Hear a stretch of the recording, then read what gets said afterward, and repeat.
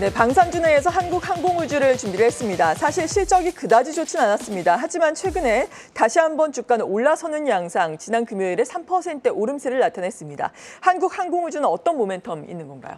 네, 일단 주말간에 이제 단독 기사가 하나가 나왔습니다. 네. 이제 페루가 한국산 장갑차와 FA-50 전투기 도입을 긍정적으로 검토 중이다라는 보도인데요. 사실 이와 관련해서 한국항공우주도 말씀을 드리겠지만 현대 로템까지도 일단은 좀 같이 봐야 될 것 같습니다. 기사에 따르면 약 7천만 달러 규모로 현대로템의 K808이 최종 4개사로 선정이 됐다. 기존에는 12개였는데 이제 4개사로 압축이 됐는데 거기에 포함이 됐다라는 부분이고요.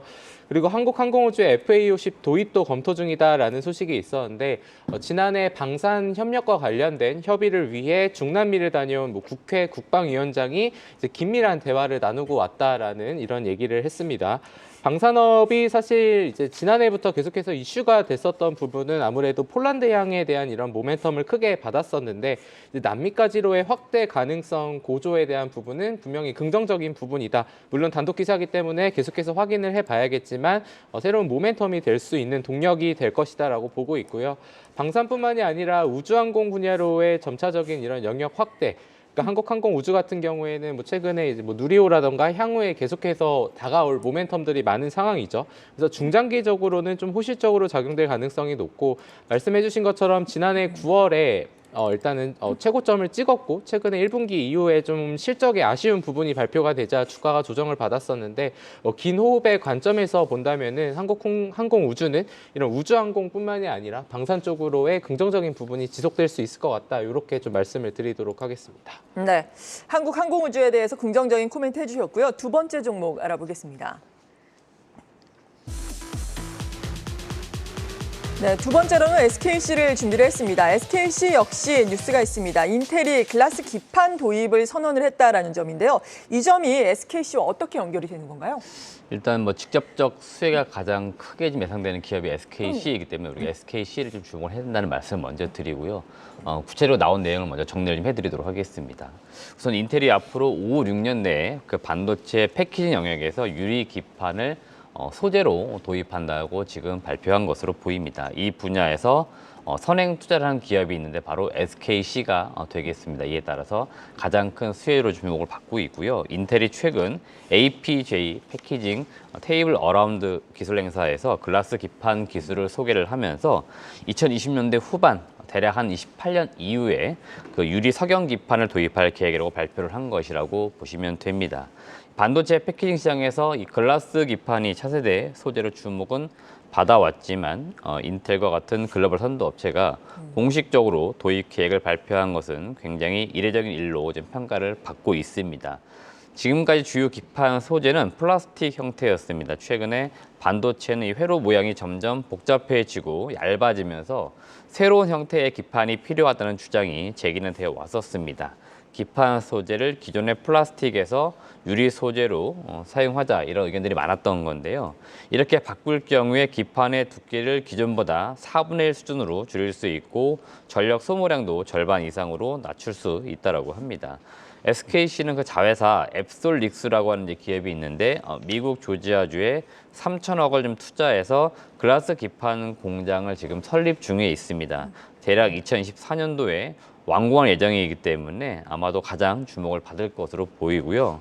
추가적으로 지금 SKC와 관련된 이슈 한 가지 전달을 드리면은 그 지난주 이제 공시가 나오긴 했는데요. ISC라고 하는 이제 반도체와 관련된 후공정 관련된 기업 좀 인수한다 이런 내용이 있었는데 우선 해명 공시가 나왔습니다. 동사는 지금 반도체, 2차 전지 소재 등 관련 분야에서 사업 확장을 위한 여러 가지 방안을 다각도로 모색 중이고 현재 지금 타겟 기업으로 ISC도 지금 그 기업들 중에 하나로 거론되고 있는데 일단은 양해각서를 체결한 상태이고 현재까지 협의 중이다 이렇게까지만 공시를 한 상황입니다. 추가적으로 무언가 변경 사항이 있으면 또 한 달 이내에 재공시한다고 이야기했기 때문에 참고하시면 될 것 같고 ISC가 지금 최대 주주가 사모펀드입니다. 21년도에 이제 인수를 했는데요. 통상적으로 어떤 특정 기업이 사모펀드에게 넘어갔을 때, 그러니까 경영권에 넘어갔을 때는 일반적으로 한 3년에서 5년 그즈음 해가지고 기업 가치를 많이 끌어올린 상태에서 넘기는 형태가 많이 있었습니다. 그러다 보니까 최근에 또 이런 이슈가 나오는 것으로 보이는데 이거는 시간의 문제인 것 같고요. 결국 ISC는 아마 어떤 기업이 될지는 모르겠지만 그 경영권을 넘기는 건 사실이다 이렇게 또 보시면 될 거는 같습니다. 네. 그리고 인텔이 뭐 당장에 글라스 기판을 도입하는 건 아니잖아요. 5, 6년 내에 도입을 한다라는 부분인데 만약에 글라스 기판이 표준화가 된다면은 기존 사업자들, 뭐 삼성전기 같은 경우에는 약간은 위태로울 수 있을 것이다. 이런 지적도 있는데 여기에 대해서는 어떻게 생각을 하세요? 일단 그거는 뭐 당연한 이야기일 것 같아요. 기존에 이제 플라스틱 소재 기판을 좀 뭐 공급하는 업체들에겐 당연히 이제 위기가 될 수밖에 네. 없는데요. 결국 이게 어떤 특정 이제 기술이나 또는 소재가 또 채택되는 게 생각보다 쉽지는 않습니다. 왜 그러냐면 어떠한 소재라든지 이런 것들이 채택된 상태에서 완제품이 나왔는데 혹시라도 불량이나 뭔가 문제가 발생되었을 경우에는 소재 업체들이 무언가 다 문제를 다 뒤집어 쓰는 경우들이 굉장히 많아요. 그러다 보니까 이런 것들이 또 확 바뀌거나 그러진 않을 것 같고요. 이게 서서히 아마 시장 침투율을 높여가는 그런 단계가 있을 겁니다. 이에 따라서 제가 볼 때는 SKC 같이 일단 먼저 준비된 기업들이 좀 유리한 건 맞지만 향후에 또는 기존의 무언가 사업자들이 이 소재가 채택될 것 같다. 그럼 또 서서히 준비를 또 할 겁니다. 이에 따라 제가 볼 때는 당장은 뭔가 위기처럼 보이지만 결국 이제 뭔가 시대가 변하거나 뭐 재료가 바뀌면서 뭔가 이제 바뀌는 부분들 이런 것들은 또 사업을 하는 기업들이 잘 준비할 것이다. 이렇게 보시면 될 것 같습니다. 네. 계속해서 다음 종목 살펴봅니다. 네, 다음으로 디스플레이 내에서 대표적인 종목 LG 디스플레이를 준비를 했습니다. 기관의 순매수가 지금 10거래일 연속 이어지고 있습니다. 주가도 쭉 올라오고 있는 양상인데 LG 디스플레이는 어떤 이슈들이 있는 건가요? 네, 일단 전일 미국 LA에서 국제 정보 디스플레이 학회 행사가 이제 열렸다고 합니다. 거기에서 뭐 LG 디스플레이는 80인치 초대형 OLED 개발에 적용된 주요 기술을 소개했던 논문이 우수 논문으로 좀 채택이 됐고요. 삼성 디스플레이 같은 경우에는 퀀텀 닷 OLED로 올해의 디스플레이상을 수상했다라고 합니다. 뭐 사실 이러한 소식이 뭔가 주가에 긍정적인 영향을 주는 거는 상대적으로 당연히 제한적일 부분이겠지만 최근에 디스플레이와 관련된 종목들의 상승이 이어지고 있고 여기에 정부의 정책 지원이 계속적으로 이어지고 있다라고 보시면 됩니다. 말씀해 주신 것처럼 LG 디스플레이는 거의 열흘 동안 외국인, 특히 기관 같은 경우에는 계속해서 좀 좋은 매수세를 보여줬는데 한 달 누적으로만 보면은 기관이 170만 주를 매수하는 이런 모습들을 보여주고 있습니다.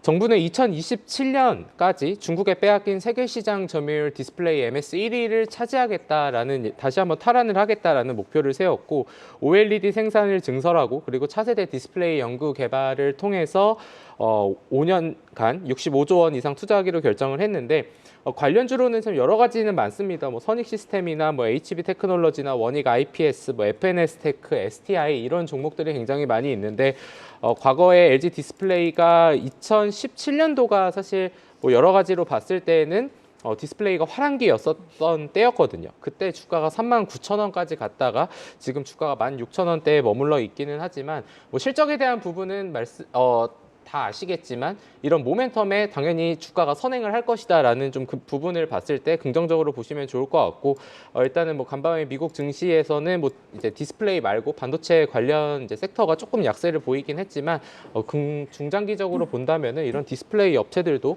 단순히 낙폭과대가 아니라 이런 모멘텀을 갖고 있고 그리고 정부 정책에 대한 수혜까지 그리고 수급에 대한 부분까지도 지금 들어오고 있다라는 부분을 본다면 조금은 상대적으로 움직이는 걸 덜 한다라고 하면 디스플레이, 이런 LG 디스플레이가 맞겠지만 아니면 좀 더 알파를 추구한다라고 한다면 아까 말씀드렸던 이런 중소형주에도 한번 좀 관심을 가져보는 건 어떨까 이렇게 좀 말씀을 드리도록 하겠습니다. 네, OLED 쪽과 관련해서 관심을 갖자 중소형 쪽에서도 관심 종목들 소개를 해주셨습니다. 이어서 네 번째 종목입니다. 네 번째로는 폴더블 폰과 관련해서 세경 하이테크를 준비를 했습니다. 지난주에 폴더블 폰과 관련된 종목들이 오랜만에 시장에 주목을 받았었죠. 세경 하이테크도 뭐 지난주에 한 11% 주간 단위로 주가가 올라왔고 KH 바텍 같은 경우에도 지난 17일에 급등하는 양상을 나타냈습니다. 폴더블 폰과 관련해서 주가 추가적인 레벨업 가능할까요? 저는 점점 이제 폴더블 스마트폰 관련된 기업들 주가가 좀 섹터별로 볼 때는 올라올 수 있는 섹터라고 지금 보고 있기 때문에 네. 전반적으로 제가 오늘 소개를 해드릴 세경 하이테크를 비롯해서 KH 바텍, 파이넴텍 다 같은 이슈라고 보시면 되겠고 이들 종목들을 지금부터 좀 계속해서 관심을 둘 필요 있겠다는 말씀 먼저 드립니다. 우선 나왔던 이슈를 정리해드리면 삼성전자가 7월 말에 사상 처음으로 한국에서 언팩 행사를 할 수 있다. 이러한 의견들이 지금 제기가 되고 있습니다. 과거에는 주로 미국 뉴욕이나 샌프란시스코, 그러니까 주로 이제 미주 지역에서 많이 언팩 행사를 진행을 했는데 이번에는 한국에서 열리는 게 굉장히 이례적인 일이라고 보시면 될 것 같습니다. 지금 나오는 날짜로 볼 때는 7월 26일이 굉장히 유력한 것으로 보이고요. 하반기 주요 전략폰인 갤럭시 Z 폴드 5나 플립 5를 비롯한 새로운 신제품들이 여기에서 공개가 될 것으로 보입니다. 삼성전자 입장에서는 아직 무언가 언팩 일정, 장소 등은 확정되지 않았다, 이런 입장을 지금 내세우고 있는데요.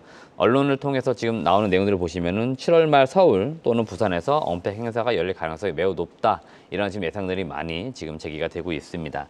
그 이유는 또 나름대로 있는 것으로 보이는데요. 최근에 부진한 중국 시장과 향후 점유율을 늘려야 하는 동남아나 인도 시장을 공략하기 위해서는 한국에서 언팩 행사를 하는 게 좋다, 이런 의견들이 굉장히 우세한 것으로 보이고요. 특히 인도 스마트폰 시장의 경우는 2027년까지 연평균 성장률이 8%대가 지금 예상이 되고 있습니다. 다른 나라들 같은 경우에는 지금 사실 역성장을 하고 있거나 굉장히 정체가 되어 있는데 그나마 인도 시장이 지금 크게 성장을 하고 있기 때문에 인도를 중심으로 이러한 시장에서 삼성전자가 점유율을 좀 늘려야 하기 때문에 아마 이런 의견들이 계속 제기가 되는 것으로 보이고요. 세경 하이테크는 삼성 폴더블 폰의 광학 필름 제조사입니다. 국내 기업 중엔 유일하게 세경 하이테크가 사실 공급하는 업체이고요. 삼성 디스플레이하고 선행 개발을 2019년부터 하면서 공급을 시작을 했습니다. 여전히 올해도 독점으로 공급할 것으로 보이고 올해 1분기도 보니까 영업이익 45억 기록을 했습니다. 실적 피크는 언제냐면 3분기인데요. 전년 대비 50% 이상의 영업이익 성장이 기대가 됩니다. 대략 한 150억 이상 영업이익 예상이 되고 연간으로 봐도 지금 280억 이상 영업이익 전망이 되고 있기 때문에 지금 주가 밸류에이션으로 봐도 굉장히 싸게 거래가 되고 있고요. 지금 흐름상 또는 모멘텀 이슈로 봤을 때는 하반기에 좀 더 주가 강할 수 있기 때문에 지금부터 세경 하이테크를 비롯한 폴더블 스마트폰 관련된 기업들을 좀 볼 필요는 있겠다는 의견을 드리도록 하겠습니다. 네, 폴더블 폰과 관련해서 관심을 갖자라고 언급을 해주셨습니다. 이어서 5번째 종목입니다. 네, 5번째는 농기계 내에서 대동을 준비를 했습니다. 우리가 농기계 테슬라, 농슬라 이렇게 부르기도 하는데 지난 1분기에 창사 이래 최초로 분기 매출 4천억 원을 달성을 했습니다. 수출 상당히 좋았고요. 우크라이나 재건과 관련해서도 주목을 받고 있다고요.